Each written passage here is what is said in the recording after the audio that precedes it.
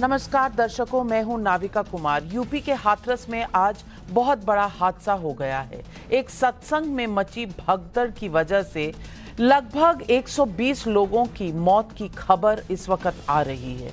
इस मामले पर आज प्रधानमंत्री नरेंद्र मोदी ने सदन में दुख जताया। चीफ मिनिस्टर योगी आदित्यनाथ से टेलीफोन पर बातचीत की। केंद्र सरकार के बड़े अफसर भी यूपी सरकार के संपर्क में हैं और कुछ ही समय पहले अमित शाह गृह मंत्री ने भी योगी आदित्यनाथ जी से बात करके और पूरे राहत कार्य में सहयोग देने की बात कही है और ट्वीट किया है। पहले सुनते हैं प्रधानमंत्री नरेंद्र मोदी ने आज संसद में क्या कहा। यूपी के हाथरस में जो भगदड़ हुई उसमें अनेकों लोगों की दुखद मृत्यु होने की जानकारी आ रही है। जिन लोगों की इस हादसे में जान गई है, मैं उनके प्रति अपनी संवेदना व्यक्त करता हूं। मैं सभी घायलों के जल्द से जल्द ठीक होने की कामना करता हूं। राज्य सरकार की देखरेख में प्रशासन राहत और बचाव कार्य में जुटा हुआ है। केंद्र सरकार के वरिष्ठ उत्तर प्रदेश सरकार के लगातार संपर्क में है। मैं इस सदन के माध्यम से सभी को ये भरोसा देता हूं कि पीड़ितों की हर तरह से मदद की जाएगी। प्रधानमंत्री के इस संवेदना मैसेज के बाद मैं ये बता दूं कि मुख्यमंत्री योगी आदित्यनाथ कल हाथरस जाएंगे। इस वक्त उनके 2 मंत्री मौके पर मौजूद हैं। यूपी के चीफ सेक्रेटरी और डीजीपी भी हाथरस में पहुंच चुके हैं। जांच के लिए कमेटी भी बना दी गई है कि किस वजह से इस पूरे सत्संग में भगदड़ का माहौल पहुंचा, किस तरह के अरेंजमेंट थे, क्या कोताही बरती गई वहां पर इस पूरे अरेंजमेंट में।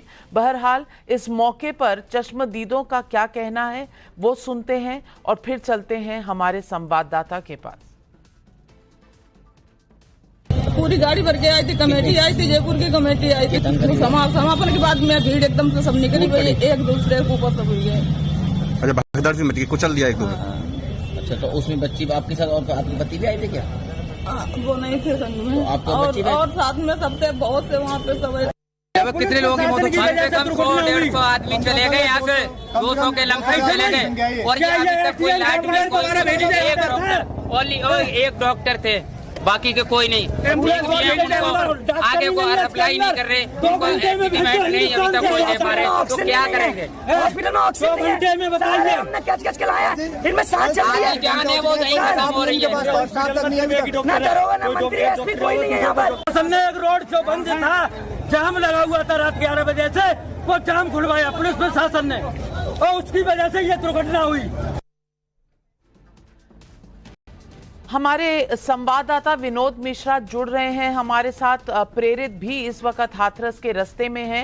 विनोद मिश्रा, मैं पहले आपसे पूछना चाहूंगी, इस पूरे सत्संग की पहले तो इजाजत किसने दी थी, अरेंजमेंट क्या थे और हादसे के कारण क्या बताए जा रहे हैं, जिसमें 120 लोगों के हताहत होने की बात इस वक्त सामने आ रही है। बहुत बड़ा हादसा है।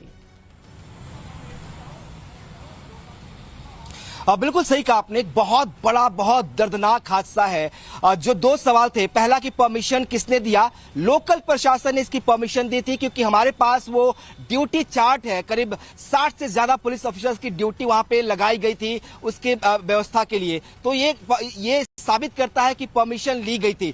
लेकिन क्या परमिशन जो लेने वाले लोग थे, जो 6 लोगों की कमेटी थी जिसने परमिशन मांगा था, उसने ये सूचना दी थी कि भीड़ कितनी होगी, क्योंकि जो लोकल रिपोर्ट्स आ रही हैं, बताया जा रहा है कि जो ग्राउंड था वहां पे 25,000 से 30,000 के बीच ही लोग आ सकते हैं, लेकिन जो संख्या थी वहां पे पहुंचने वाले भक्तों की वो 1 लाख से ज्यादा थी और इसीलिए इतनी बड़ी गर्मी में उमस वहां था, लोग बेहोश होने लगे थे।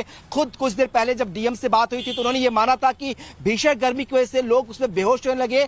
जब अचानक से गेट खुला करीब 1:45 पर जो भोले बाबा है वो अपने काफिले से वहां से बाहर निकले और उसके बाद से लोगों को निकलने की परमिशन वहां पे दी गई। अचानक से जब भीड़ एक गेट से बाहर निकलती है, कुछ लोग वहां जब गर्मी की वजह से बेहोश हो जाते हैं, लोग उनको कुचलकर बाहर निकलते हैं और उसके बाद ये स्टैम्पेड होता है जिसकी वजह से 120 से ज्यादा लोगों की मौत हो जाती है, 150 से ज्यादा लोग घायल हो जाते हैं। तो ये बहुत बड़ी लापरवाही है। एक तो बहुत बड़ी लापरवाही उस आयोजक की है जिसने जानकारी नहीं दी सही प्रशासन को, और दूसरी गलती प्रशासन की है जब आप वहां देख रहे थे कि भीड़ बढ़ रही थी, उस तरह के अरेंजमेंट नहीं थे कि इतनी बड़ी संख्या में लोग वहां पे इकट्ठे हो सके, तो फिर आपने उस आयोजन के कैंसिल क्यों नहीं किया? क्योंकि जो एसओपीज होते हैं उसमें साफ डायरेक्शन होता है कि अगर जो नॉर्म्स रूल्स और रेगुलेशन से उसको फॉलो नहीं किए जा रहे हैं तो आप तुरंत उसे कैंसिल कर सकते हैं, लेकिन उसको कैंसिल नहीं किया गया। पूरा प्रोग्राम चलता रहा और खुद बाबा के लोगों ने पब्लिक को वहां रोक के रखा जब तक बाबा का काफिला वहां से नहीं निकल गया। तो ये लापरवाही हुई है और इसीलिए सीएम ने आदेश दिए हैं कि 24 घंटे के अंदर जो एडीजी जोन अलीगढ़ है और कमिश्नर है उनको आदेश दिया गया कि 24 घंटे के अंदर जो रिपोर्ट है वो सबमिट किया जाए। जो मेरे पास जुड़े रहे हैं, मेरे साथ इस वक्त हमारे संवाददाता प्रियांक त्रिपाठी भी जुड़ रहे हैं। और प्रियांक जी, मैं आपसे पूछना चाहूंगी, ये लगभग सत्संग में भीड़ कितनी थी? और कुछ ऐसी रिपोर्ट्स आ रही हैं कि जहां एंट्री और एग्जिट था वहां पर बहुत से साइकिल और मोटरसाइकिल, स्कूटर वगैरह पार्क थे, इसलिए लोगों के निकलने की जगह नहीं थी। कुछ लोग उस पर गिरे और उसके बाद निकलने वाली भीड़ जो है वो एक दूसरे के ऊपर गिरती चली गई। आपके पास किस तरह की खबरें आ रही हैं? बिल्कुल नाविका, आप सच कह रही हैं, क्योंकि जिस तरीके से ये हजारों लोगों की जो भीड़ थी वो मौके पे मौजूद थी और जिला प्रशासन को इसकी सुध भी नहीं लेने की समझ आई। वो साफ तौर से दिखाता है कि किस तरीके से ये हादसा हुआ। वहीं सूत्रों के मुताबिक तकरीबन 50,000 से ज्यादा की जो संख्या थी वो वहां पे मौजूद थी। और अगर आप इनके पहले के भी ये जो समागम को अगर आप देख लें तो जाहिर सी बात है वहां पे भी इसी तरीके से फ्लाउटेशन ऑफ नॉर्म्स यानी नियमों की धज्जियां उड़ाती हुई देखी जा सकती हैं। जहां तक इस पर्टिकुलर हादसे की बात है तो हमारे सूत्र बता रहे हैं कि जब इस तथाकथित गॉडमैन यानी बाबा का काफिला वहां से निकल रहा था तब भक्तों की भीड़ को रोक दिया गया। वहां पे उमस काफी ज्यादा हो रही थी और अपने सोशल मीडिया पे भी ये बाबा कई बार अपने भक्तों को अपनी गाड़ी के सामने कूदते फांदते देखने के पे बड़ा ही उत्साहित होता था। सोशल मीडिया की रील से भी ये साफ पता चलता है कि किस तरीके से ये बाबा बार बार अपने भक्तों को अपनी गाड़ी के सामने आकर के झुक के प्रणाम करने और गाड़ी के ऊपर कूदने पे प्रोत्साहित कर रहा था, जिसके कारण हो सकता है कि काफी ज्यादा लोग उसकी गाड़ी के पास आए जब ये हादसा उस समय पेश हुआ। पॉलिटिकल पेट्रोनेज की भी बात कही जा रही नाविका, क्योंकि अब 2022 के समागम का जो आंकड़ा मैंने निकाला है उसमें साफ तौर से दिख रहा है कि बदायूं के विधायक जो अभी तत्कालीन विधायक है महेश चंद्र, उन्होंने वो समागम आयोजित किया था। और जब हमने उनके लोगों से बात करने की कोशिश की तो महेश शर्मा जी के महेश गुप्ता के जो करीबी लोग हैं वो कह रहे हैं कि महेश गुप्ता जी के दांत का ऑपरेशन हुआ है और वो इस समय बात नहीं कर सकते हैं, यानी कि वो बात करने से पीछे हटते हुए नजर आ रहे हैं। वहां पर प्रशासन की कोताही देखी जा रही है और उत्तर प्रदेश के पूर्व मुख्यमंत्री अखिलेश यादव ने अभी एक बयान दिया है, आइए उससे सुनते हैं। सवाल ये कि इतने बड़े पैमाने पे इतने लोगों की जान जाना, आखिरकार सरकार क्या कर रही थी? और सरकार की जानकारी में होने के बाद भी इतनी बड़ी घटना हो जाए, बहुत दुखद है। सरकार की जिम्मेदारी बनती है कि अगर किसी आयोजन में इतने लोग इकट्ठे हो रहे हैं या इतने लोग आने वाले हैं तो आखिरकार उनकी सुरक्षा, उनकी व्यवस्था के लिए सरकार ने क्या किया, ये सबसे बड़ा प्रश्न लगता है। मरने वालों की मदद हो, उनके परिवार के लोगों का पूरा इंतज़ाम हो, जो अगर घायल हैं जिनको इलाज की ज़रूरत है, हमें उम्मीद है कि सरकार उनका इलाज अच्छा कराएगी।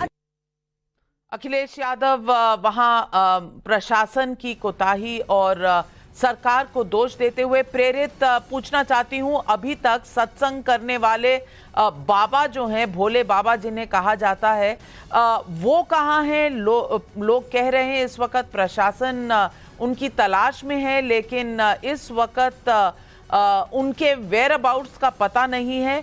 क्या जानकारी है आपके पास? अब बिल्कुल देखिए कि हादसे के बाद से जो बाबा है वो लगातार फरार चल रहे हैं। पुलिस लगातार उनसे संपर्क करने की कोशिश कर रही है, लेकिन फिलहाल जो है पुलिस उनसे संपर्क नहीं कर पाई है।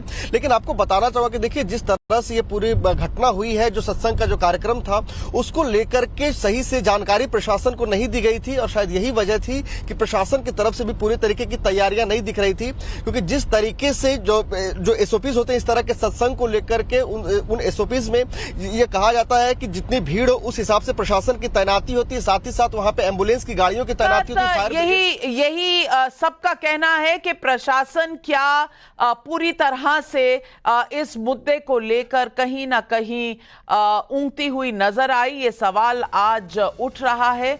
हाथरस की घटना बहुत दुखद है।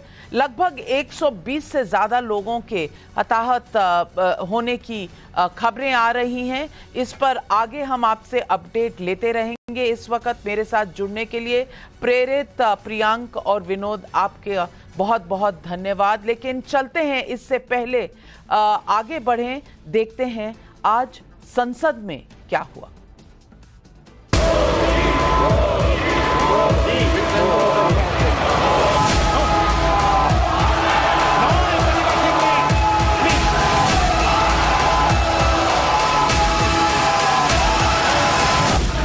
ये 100 में से 99 नहीं लाया, ये तो 543 में से लाया है। बालक बुद्धि अपनी सीमाएं खो देती है। तो सदन के अंदर बैठ करके आंखें मारते हैं, आंखें मारते हैं। देश ने कल 1 जुलाई को खटाखट दिवस भी मनाया है।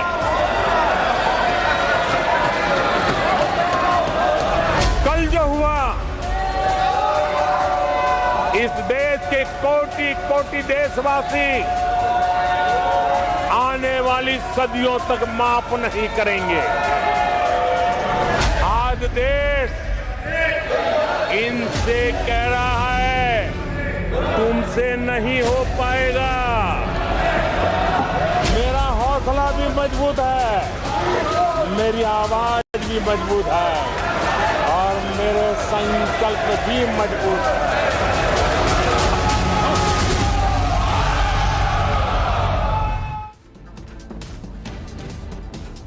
संसद में 2 घंटे 16 मिनट में आज प्रधानमंत्री नरेंद्र मोदी ने संसदीय परंपराओं को ताक पर रखने वाली एक बालक बुद्धि पर प्रहार किया। राष्ट्रपति के अभिभाषण पर लोकसभा में नरेंद्र मोदी के भाषण में नाम तो नेता प्रतिपक्ष राहुल गांधी का एक बार भी नहीं आया, लेकिन मोदी का एक एक शब्द नपातुला था, एक वार था। कल राहुल गांधी ने अलग अलग धर्मों और मान्यताओं के ईश्वर का चित्र दिखाकर बीजेपी के हिंदुत्व को हिंसक बताने की कोशिश की थी। लेकिन नरेंद्र मोदी ने कहा, ईश्वर का रूप दर्शन के लिए होता है, प्रदर्शन के लिए नहीं। निजी स्वार्थ के लिए ऐसा खेल देश कैसे माफ कर सकता है। उन्होंने हिंदू समाज से कहा कि उन्हें सोचना होगा कि यह संयोग है या प्रयोग। नरेंद्र मोदी के भाषण में कांग्रेस की राजनीति के लिए जो शब्द निकले थे वो थे बालक बुद्धि, प्रजीवी कांग्रेस, अराजकता फैलाने वाली कांग्रेस, 1 जुलाई को खटाखट दिवस का झूठ फैलाने वाली कांग्रेस। प्रधानमंत्री ने आंकड़ों के जरिए ये बताने की कोशिश की कि 99 पर अटकी कांग्रेस पार्टी को ये नंबर भी सहयोगियों के बूते पर मिले हैं। नरेंद्र मोदी ने अग्निवीर, नीट, एमएसपी और विकसित भारत के अपने संकल्पों की बात की और कांग्रेस के झूठ को ध्वस्त करने की कोशिश की और कहा कि सत्य कोलाहल से परेशान नहीं हो सकता। उन्होंने साफ चेतावनी भी दी कि झूठ फैलाने वाले इकोसिस्टम को अब उन्हीं की भाषा में जवाब मिलेगा। सवाल पब्लिक का है कि क्या नरेंद्र मोदी का यह भाषण 4 जून के बाद शुरू हुई राहुल गांधी की सिंघम स्टाइल पॉलिटिक्स पर लगाम लगा सकेगा? माफ कीजिए। क्या बालक बुद्धि के खिलाफ मोदी का बुलडोजर चल गया है? यही सवाल आज पब्लिक पूछ रही है।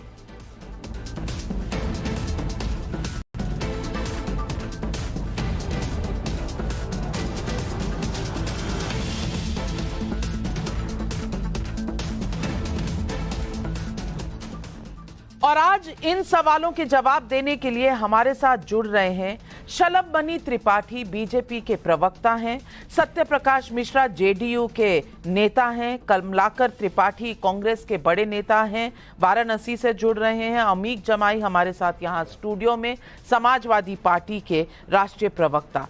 सबसे पहले तो मैं आज कमलाकर त्रिपाठी जी आपसे पूछना चाहूंगी, कल से जो डिबेट शुरू हुई, राष्ट्रपति के अभिभाषण पर जिस तरह से राहुल गांधी ने ओपनिंग बैट्समैन के रूप पर पारी खेली, लगभग 1 घंटा 46 मिनट तक वो बोले, किसी ने डिस्टर्ब नहीं किया, किसी तरह का हल्ला नहीं हुआ। और उसके बाद विपक्ष के कई नेताओं ने वक्तव्य दिए, पूरी डिबेट में हिस्सा लिया। लेकिन जब प्रधानमंत्री के बोलने की बारी आई लगभग 4:12 पर आज, तो क्या सुनाई दिया? विपक्षी बेंचों से हूटिंग, चिल्लाने की आवाज, 1 मिनट भी विपक्षी दल चुप नहीं बैठे। लेकिन प्रधानमंत्री इससे ना रुके ना थमे, उन्होंने अपनी बात रखी और हर उस अटैक का जवाब दिया जिसमें झूठ ज्यादा था और जिसमें सच्चाई कुछ कम मात्र में थी, और प्रधानमंत्री ने हर बात का जवाब दिया। मैं कमलाकर त्रिपाठी जी आपसे पूछना चाहती हूं, संसदीय परंपराओं को तार तार कर देना, क्या यही कॉन्स्टिट्यूशन सिखाता है जो संविधान बचाओ कहते हैं? यही सीख लेके आए हैं अगले हमारे जितने यंगस्टर्स हैं उनके लिए? देखिए, संसदीय परंपराओं का हवाला भारतीय जनता पार्टी न ही दे तो ज्यादा उचित है।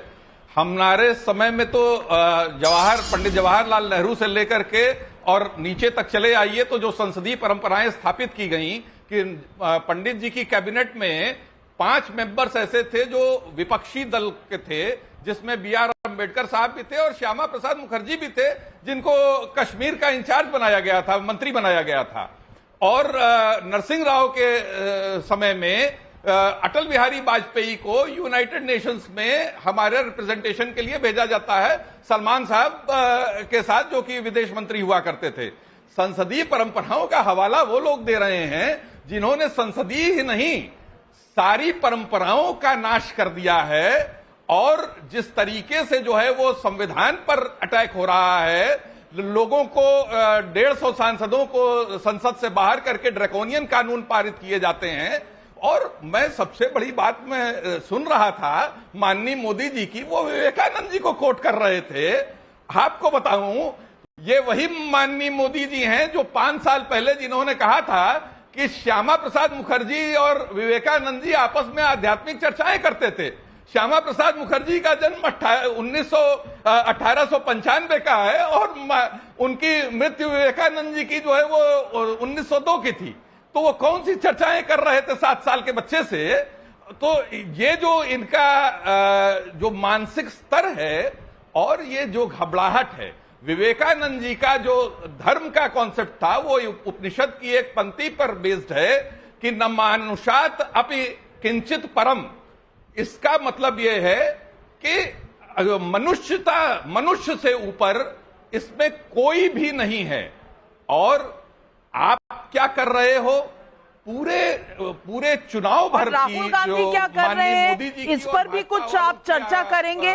राहुल गांधी वहां बैठकर लिटरली हूटिंग कर रहे थे, हो करने की पूरा नजारा दिख रहा था वहां पर। शलभ त्रिपाठी जी, शलभ Tripathi ji, leader of opposition बनना एक बड़ी बात होती है। 2014 में कांग्रेस पार्टी के पास इतने नंबर नहीं थे, 2019 में भी इतने नंबर नहीं थे कि डेजिग्नेशन लीडर ऑफ ऑपोजिशन बन सके।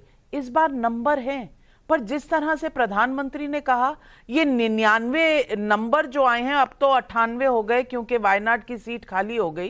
तो ये जो 98 नंबर हैं, ये 100 में से नहीं है, ये तो 543 में से हैं। और हो हल्ला ऐसे मचाया जा रहा है जैसे डिस्टिंक्शन में पास होकर आए हैं। शलभ त्रिपाठी जी, क्या आज बुलडोजर चलाने का काम किया नरेंद्र मोदी जी ने, प्रधानमंत्री ने, बतौर फैक्ट्स का जो राहुल गांधी के कल बताए हुए मिथ्या पर चला आज? नाविका जी, आप बहुत ही सीनियर जर्नलिस्ट हैं और आपने बहुत वक्त से राजनीति को कवर किया है, देश और समाज को कवर किया है। एक शब्द होता है सड़क और एक शब्द होता है संसद। सड़क और संसद में बहुत फर्क होता है, लेकिन मुझे लगता है कि पिछले 48 घंटों से देश की जनता ने ये महसूस किया है कि कांग्रेस पार्टी हो, राहुल गांधी हो, चाहे उनके जितने साथी हो, संभवतः उनको ये इस बात का एहसास ही नहीं कि लीडर ऑफ ऑपोजिशन की क्या छवि होती है, क्या उनकी जिम्मेदारी होती है, क्या उनका कद होता है। और राहुल जी को तो शायद ये समझ ही नहीं आ रहा कि सड़क और संसद दोनों अलग अलग चीजें होती हैं। आप जब पार्लियामेंट के भीतर होते हैं, आप जो भी बोलते हैं ऑन रिकॉर्ड जाता है, उसको देश ही नहीं दुनिया भर के लोग सुनते हैं। और आपने जो नाविका जी कहा कि उनकी जो तमाम सारी दलील थी, तमाम सारी बातें थी, उनकी जिस प्रकार से धज्जियां कल से उड़ रही हैं, आज नहीं, आज तो प्रधानमंत्री जी ने बिल्कुल उसको ऐसा तहस नहस किया, उनके तमाम सारे दावों को, तमाम सारे झूठ को, कि पूरे देश ने देखा। लेकिन कल भी आप देखिए, कल भी जिस प्रकार से उन्होंने अग्निवीर को लेकर झूठ बोला, कल उन्होंने जिस प्रकार से कहा कि नहीं साहब, जीसस क्राइस्ट कहते थे कि एक गाल पे कोई थप्पड़ मारे तो दूसरा गाल बढ़ा दो। एक तरफ जीसस क्राइस्ट की बात कर रहे हैं, उनको महान बता रहे हैं, और दूसरी तरफ वो कह रहे हैं कि हिंदू जो है वो हिंसक होता है, हिंदू केवल झूठ बोलता है, जो हिंदू खुद को कहते हैं उनसे बड़ा अराजक कोई नहीं है। तो एक तरफ आप एक बहुत बड़ी एक संख्या को, बहुत बड़ी आबादी को आप तमाम तरह के चीजों से आप नवाज रहे हैं, उनके खिलाफ बोल रहे हैं, और दूसरी तरफ आप जीसस क्राइस्ट को कोट कर रहे हैं कि वो तो आप बहुत बड़े महान थे। तो कल प्रधानमंत्री जी ने कल भी उठकर इनके तमाम सारी चीजों को, रक्षा मंत्री जी ने इनके तमाम सारे झूठ को बेनकाब किया। लेकिन आज प्रधानमंत्री जी जब बोलने के लिए आए, नाविका जी, ये हमेशा से एक परंपरा रही है, संस्कार रहा है। यहाँ पे बैठे हैं समाजवादी पार्टी के भी साथी, मैं विधानसभा का सदस्य हूँ, देवरिया की जनता के आशीर्वाद से हम लोगों ने देखा है, अखिलेश जी जब बोलते हैं हम सब सुनते हैं, जब योगी आदित्यनाथ जी बोलते हैं समाजवादी पार्टी के लोग भी सुनते हैं, विपक्ष और सत्ता पक्ष में ये आपस में एक इंटरेक्शन होता है। आज अगर कांग्रेस को डर नहीं था, अगर आज कांग्रेस को खौफ नहीं था, तो प्रधानमंत्री जी जब बोल रहे थे, पूरे वक्त जिस प्रकार से शोरगुल हुआ, जिस प्रकार से आपने अभद्रता की, आपने जिस प्रकार से संसदीय मर्यादाओं को तोड़ा, बहुत स्पष्ट हो रहा था कि राहुल गांधी जी और उनकी पूरी टीम इस कदर डरे हुए थे कि प्रधानमंत्री जी एक एक करके जब उनके झूठ को बेनकाब करेंगे, उनके तमाम सारी फर्जी चीजों की धज्जियां उड़ाएंगे, वो चीजें जनता तक न जा पाए। कई बार हम लोग डिबेट में भी देखते हैं कि बहुत से लोग दिल्ली से जुड़े होते हैं, हम लोग देवरिया से जुड़े हैं, हम लोग डिजिटली जुड़े होते हैं, हम लोग इंटरनेट के थ्रू जुड़े होते हैं। तो जब लगता है कि सच्चाई खुलेगी, तो स्टूडियो में बैठा व्यक्ति शोर मचाता है कि मेरी आवाज जनता तक न पहुंच पाए। आज वही स्थिति आज संसद के भीतर देखने को मिली। मुझे लगता है इससे ज्यादा दुर्भाग्यपूर्ण कुछ नहीं हो सकता।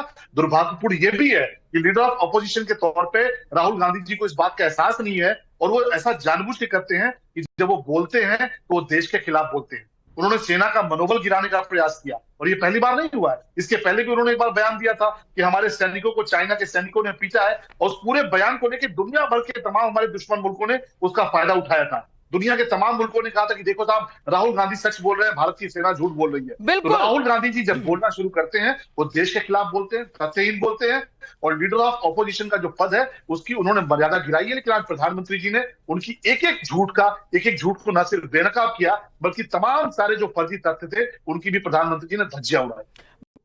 मैं पूछना चाहती हूँ आपसे सीधी तरीके से, अमीक जमाई जी, संसद जगह होती है जहां विचार विमर्श डिबेट होता है, जनता के मुद्दों की बात होती है। कल राहुल गांधी जिस तरह से बोले, आज प्रधानमंत्री ने उनका ब्लफ कॉल किया कि आप अगर रूल्स को ताक पर रखकर करेंगे तो सबको आता है ये करना, ये सब कर सकते हैं, नहले पे दहला करने में क्या दिक्कत है। लेकिन 2014, 2019 और 2024 में इस बार आपके चुनाव में नंबर जरूर बढ़े हैं, कोई इनकार नहीं कर रहा, पर इतने नंबर नहीं आए कि आप सरकार बना सकें।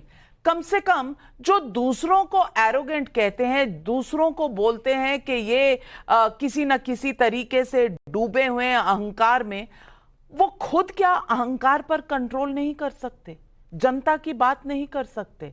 और आज यही बात प्रधानमंत्री ने बताई है। आप तीसरी बार हारे हैं, लेकिन सीना ऐसे ठोक रहे हैं जैसे पता नहीं किला फतेह कर लिया।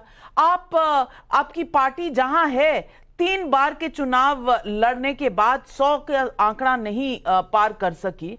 आपके नंबर बढ़े हैं पर उतने नहीं। आप झूठ पर झूठ बोले जा रहे हैं, चाहे वो अग्निवीर हो कि मुआवजा नहीं मिलता। मुआवजा जिनको मिला है उनका आप साउंड बाइट भी सुन चुके हैं, उन्हें मिल चुका है मुआवजा।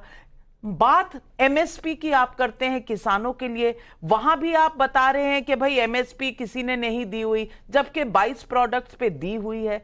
ये किस तरह का विचार, ये किस तरह की डिबेट, ये किस तरह का आचरण है?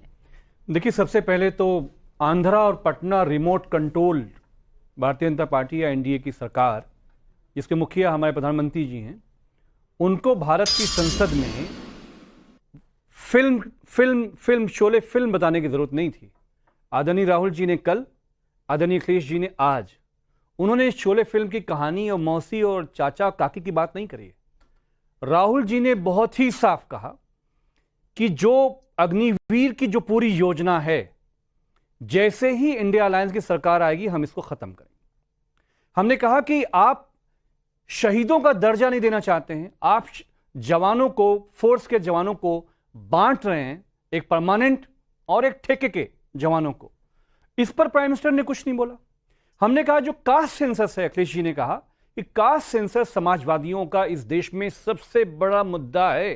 प्रधानमंत्री किस दिन कराने जा रहे हैं? प्रधानमंत्री जी ने आज कुछ नहीं बोला, मौसी का शोले का डायलॉग बता रहे हैं। हमने ये कहा कि सीबीआई, ईडी का जिस तरह से दुरुपयोग, देश के इंस्टीट्यूशंस को बर्बाद करने का काम नरेंद्र मोदी जी ने किया, उसका जवाब आज इन्होंने बिल्कुल नहीं दिया। देखिए, जनता की जब ताकत, जब जनता खड़ी होती है ना इस देश के अंदर, तो समाजवादी जनता, इस देश की जनता जब खड़ी हुई है, तो कल गृह मंत्री जी कह रहे थे बिरला जी से कि हमको संरक्षण दीजिए। सोचिए कि जो गृह मंत्री, जो प्राइम मिनिस्टर 10 साल इस देश के विपक्ष को कुचल के अपने जूतों पे रखने की कोशिश करी हो, आज जनता की ताकत से प्रधानमंत्री जी कल जवाब नहीं दे पाए राहुल जी का, और एक भी सवाल का जवाब आज नहीं आया। शलभ भाई हमारे बैठे हुए हैं, बहुत लंबी लंबी बतिया रहे हैं। सोचिए कि उत्तर प्रदेश का मुख्यमंत्री जो हर दिन बुलडोजर चलवाने की भाषण देते हैं, सदन के अंदर, सदन के बाहर, सैकड़ों लोग मारे गए हैं। अगर आज ये किसी विपक्ष की सरकार में कहीं ये हुआ होता तो अब तक पता चला कि वहां इमरजेंसी लग जाती। लेकिन लॉ एंड ऑर्डर का पे जो सवाल हुआ पूरे देश में, पुलिस फोर्स पे आप सीआरपीसी तो हटा रहे हो, आप नया आचार संहिता का नामकरण तो कर रहे हो, लेकिन सैकड़ों लोग आज मारे गए जो निर्दोष थे, उनकी कोई गलती नहीं थी। तो हाथरस में जो कुछ हुआ, पूरी तरह से, चाहे भारतीय जनता पार्टी स्टेट में हो या केंद्र में हो, ये रिमोट कंट्रोल से बस ये समझिए कि आखिरी जो सांसें हैं इसकी, ये सांसें गिनने का दिन चल रहा है। सत्यप्रकाश मिश्रा जी, रिमोट कंट्रोल आपके हाथ में, आपकी पार्टी के हाथ में है। अब इन्हें कहीं ना कहीं डाउट है कि आप रिमोट कंट्रोल से कभी भी ऑफ का बटन दबा देंगे, लेकिन प्रधानमंत्री ने इन्हें चौपाई सुनाई तुलसीदास की, वो शायद इनके समझ में नहीं आई और अखिलेश जी के लिए खास सुनाई। मैं पूछना चाहती हूं, राफेल का मामला हो, चाहे तमाम चीजों का मामला हो, अगर सीबीआई ईडी की बात करते हैं तो बेल पर, कोर्ट ने बेल पर बाहर रखा है कई नेताओं को। मैं आपसे सवाल पूछना चाहती हूं, first day first show Rahul Gandhi बहुत तगड़े तरीके से बोले, लेकिन प्रधानमंत्री का जवाब सुनने का दम क्यों नहीं है विपक्ष में, जिस तरह से आपने आज हो हल्ला सुना पूरे संसद में? अमिक जमई जी, ये रिमोट कंट्रोल की सरकार नहीं है। आप उस सरकार के हिस्सा आपकी पार्टी रही है जो 10 जनपद के रिमोट कंट्रोल से चलती रही होगी। ये लोकतांत्रिक सरकार है, जो चुनाव पूर्व गठबंधन बना था वो जीत कर आई है और उसके पास संविधान के मुताबिक पूर्ण बहुमत है, और ये सहमति की और असहमति की पूर्ण बहुमत की सरकार है। लोकतंत्र में इसका सम्मान करना आपको आना चाहिए और आपको कहना चाहिए कि जनता ने जनादेश दिया है, उसकी सरकार है। कोई नीतीश जी या चंद्रबाबू नायडू बाद में हाथ जोड़कर नहीं आए। अब आते हैं कि संसद में जो हुआ, राहुल गांधी जी ने कल जो भी कहा जनता के पक्ष से या उनके अपनी पार्टी के पक्ष से, उनको जो समझ में आया उन्होंने कहा। ठीक है, लोकसभा का एक नियम है, संसदीय परंपरा है, उन नियमों का उनको पालन करना चाहिए, लेकिन अभी वो सीख नहीं पाए हैं तो पालन नहीं करते हैं। और आज प्रधानमंत्री जी जब जवाब दे रहे थे तो उनको बेनकाब कर रहे थे, पूरी की पूरी कांग्रेस पार्टी के चरित्र को बेनकाब किया। लोकसभा में विपक्ष का नेता किस भूमिका में होगा वो लोकसभा में विपक्ष की पार्टियां सोचे, लेकिन विपक्ष की पार्टियों को इतना तो मानना चाहिए था कि प्रधानमंत्री के, राष्ट्रपति के अभिभाषण पर कम से कम शांतिपूर्वक उनको 2 घंटे सुनते, क्योंकि पूरी भारतीय जनता पार्टी और तमाम लोग विपक्ष के नेता को सुन रहे थे। टोका टोकी लोकतंत्र में समझ में आता है, लेकिन रोका रोकी करना यह ठीक नहीं है। वो लोकतंत्र की परंपरा को ध्वस्त किया है विपक्ष के कुछ नेताओं ने राहुल गांधी जी के प्रोवोकेशन पर। अब प्रधानमंत्री मोदी जी ने जो जवाब दिया उसको राष्ट्र ने सुना है। उन्होंने अपने 10 साल के उपलब्धि को बताया, आगे आने वाले कार्यों को बताया और कांग्रेस के पूर्ण चरित्र को बताया और कांग्रेस कहां तीसरी फेल हुई है ये भी समझाया है। बालक बुद्धि उन्होंने कहा है। अब बालक बुद्धि कौन है ये जमई जी आप भी समझते हैं। जब राहुल गांधी धर्म पर प्रवचन देने लगे तो मुझे लगता है कि वो लोकसभा में विपक्ष के नेता थे या साधु संत के रूप में कोई नई धार्मिक परिभाषा गठन करने आए थे। मैं एक सलाह दूंगा उनको, बहुत अच्छा एक लेख है प्रख्यात समाजवादी लोहिया जी का, हिंदू बनाम हिंदू विमर्श, उसको पढ़ें। वो जिस तरह की परिभाषा गढ़ रहे थे इस पूरे भारत के सार्वभौमिक इतिहास में वो है नहीं। वो जहर बो रहे थे राहुल गांधी। उस जहर का जवाब आज प्रधानमंत्री मोदी जी ने और दिया। क्या जवाब दिया सुनवाती हूं आपको प्रधानमंत्री जी के अपनी आवाज में। ये कहां गया? हिंदू हिंसक होते हैं, ये है आपके संस्कार, ये है आपका चरित्र, ये है आपकी सोच, ये है आपकी नफरत इस देश के हिंदुओं के साथ। ये करने में आदरणीय सभापति जी, ये देश शताब्दियों तक इसे भूलने वाला नहीं है। हिंदुओं का मजाक उड़ाना इसे फैशन बना दिया है और उसको संरक्षण देने का काम अपने राजनीतिक स्वार्थ के लिए ऐसे तत्व कर रहे हैं। इस देश का हर बच्चा ये जानता है ईश्वर का हर रूप, आदरणीय सभापति जी, ईश्वर का हर रूप दर्शन के लिए होता है। ईश्वर का कोई भी रूप निजी स्वार्थ के लिए, प्रदर्शन के लिए नहीं होता है। जिसके दर्शन होते हैं उसके प्रदर्शन नहीं होते हैं। आदरणीय सभापति जी, सदन के कल के दृश्यों को देख करके अब हिंदू समाज को भी सोचना होगा,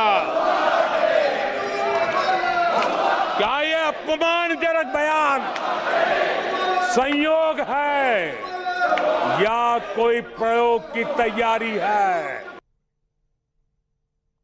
कमलाकर जी, आप तो वाराणसी से आते हैं, भोले बाबा को अच्छे से समझते हैं, समझते होंगे ही। अब शिव जी की जिस तरह से तस्वीर कल दिखाई गई थी संसद में, ये कोई ऐसे करता है? और प्रधानमंत्री ने आज कहा ये संयोग है या प्रयोग, ये दर्शन की चीज है या प्रदर्शन की? आज जवाब देना होगा कांग्रेस पार्टी को। नाविका जी, जरूर मैं कहना चाहूंगा, सबसे पहले तो आपको बता दूं, बाल मन होना कुटिल बुद्धि होने से ज्यादा बेहतर है। और जो उदाहरण दे रहे थे शोले का ना, वो उन्हीं दो बाल मनों ने गब्बर सिंह जैसे डाकू का नाश किया था।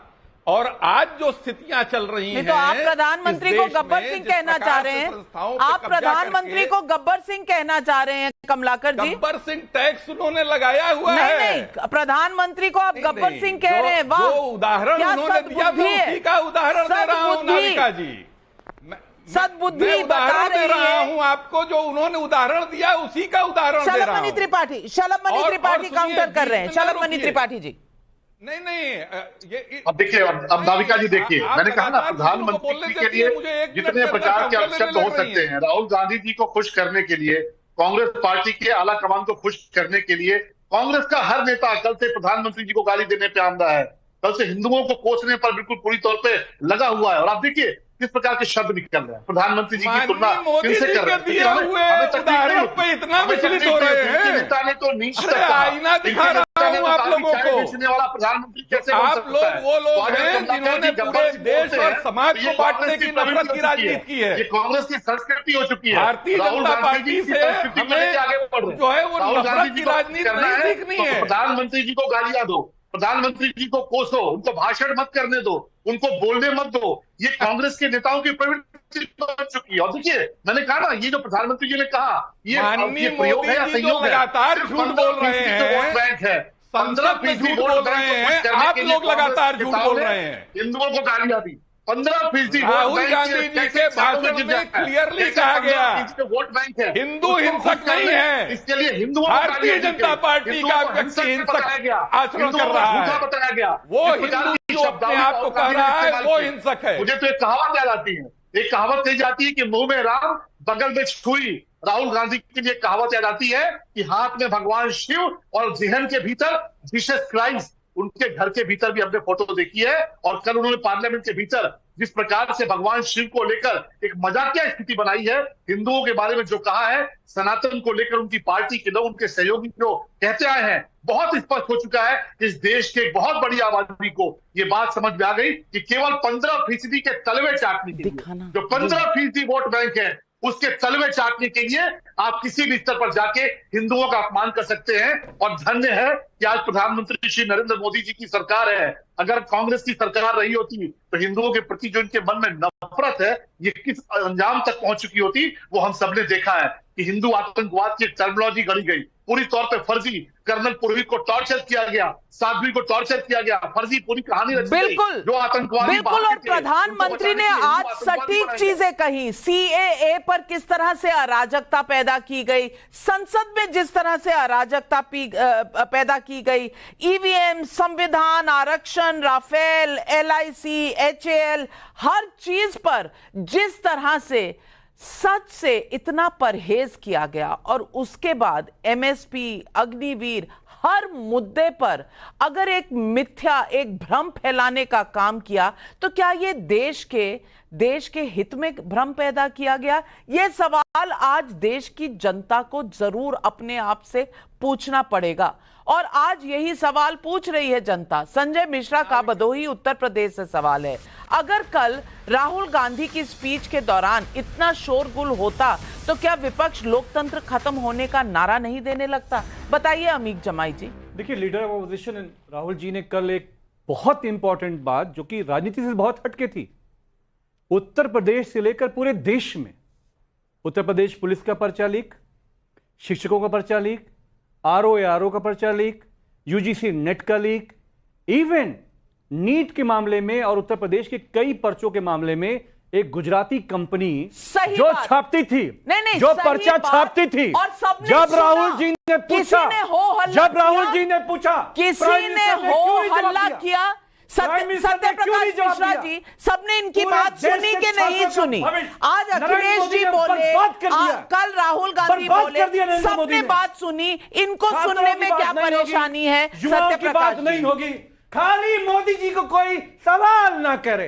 अब विपक्ष पूरी ताकत से नरेंद्र मोदी को सड़क पे घेरेंगे, नरेंद्र मोदी को पार्लियामेंट के अंदर घेरेंगे, और इस सवालों का जवाब नहीं प्रधानमंत्री को देना पड़ेगा। अंदर घेरेंगे, शोले फिल्म, आप अंदर घेरेंगे। मैं दिखाना चाहती हूँ, मैं दिखाना चाहती हूँ आपको ये तस्वीरें। मैं आ रही हूँ आपके पास सत्य प्रकाश जी, एक तस्वीर मेरे पास इस वक्त आई है, और ये मैं दिखाना चाहती हूँ ये किस तरह से सत्ता पक्ष और विपक्ष के बीच में चल रहा था। और यहां पर वेल में आ गए हैं विपक्ष के लोग, प्रधानमंत्री, और वो चिल्ला रहे हैं, प्रधानमंत्री को बोलने नहीं दे रहे। प्रधानमंत्री उन्हें पानी पिला रहे हैं, भैया पानी पी लो और जोर से अच्छे से चिल्ला पाओगे।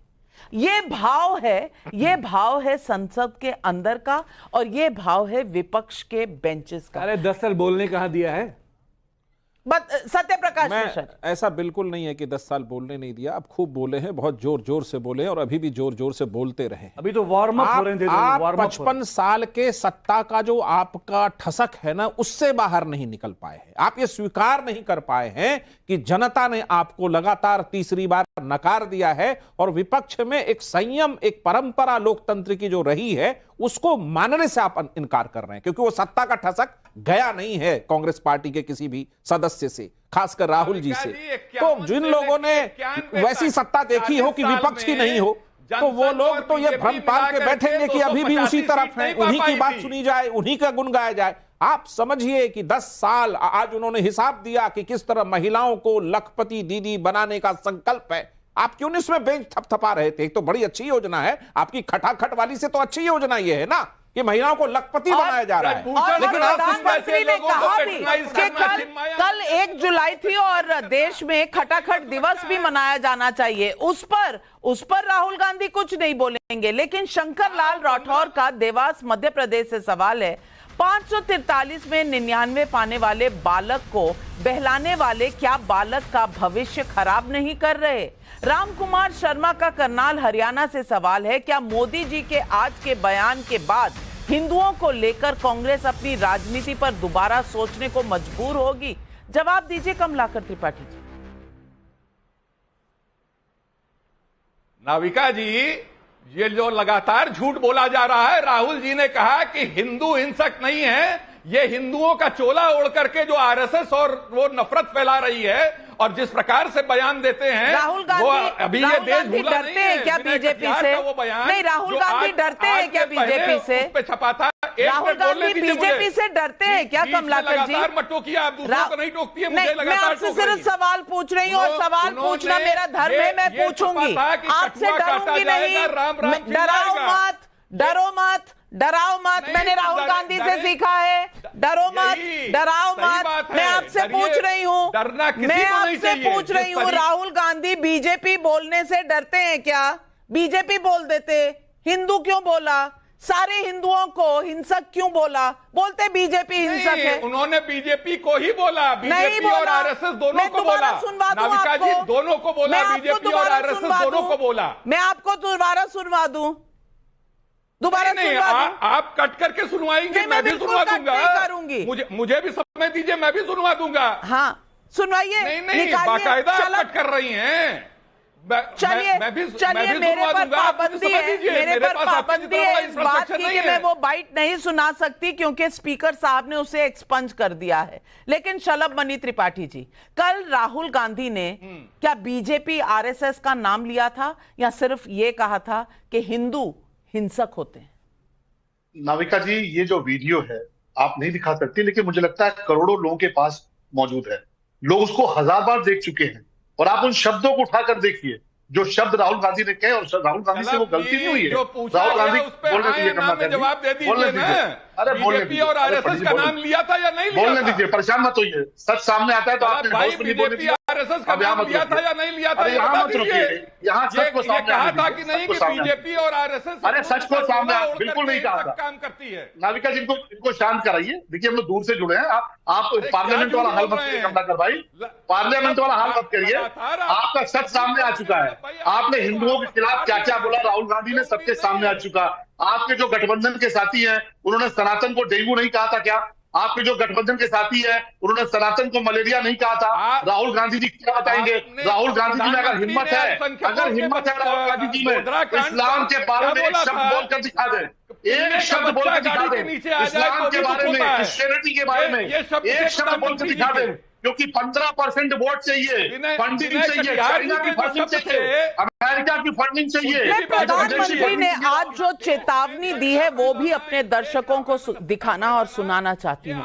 प्रधानमंत्री संसद में क्या चेतावनी दे रहे थे?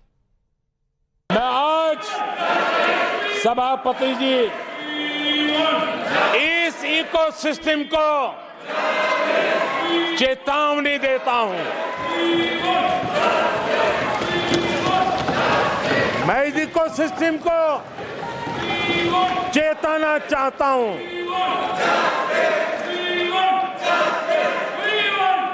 इकोसिस्टम की जो हरकतें हैं, जिस तरह इकोसिस्टम ने ठान लिया है कि देश की विकास यात्रा को रोक देंगे, देश की प्रगति को डिरेल कर देंगे, मैं आज इकोसिस्टम को बता देना चाहता हूं, उसकी हर साजिश का जवाब अब उसी की भाषा में मिलेगा।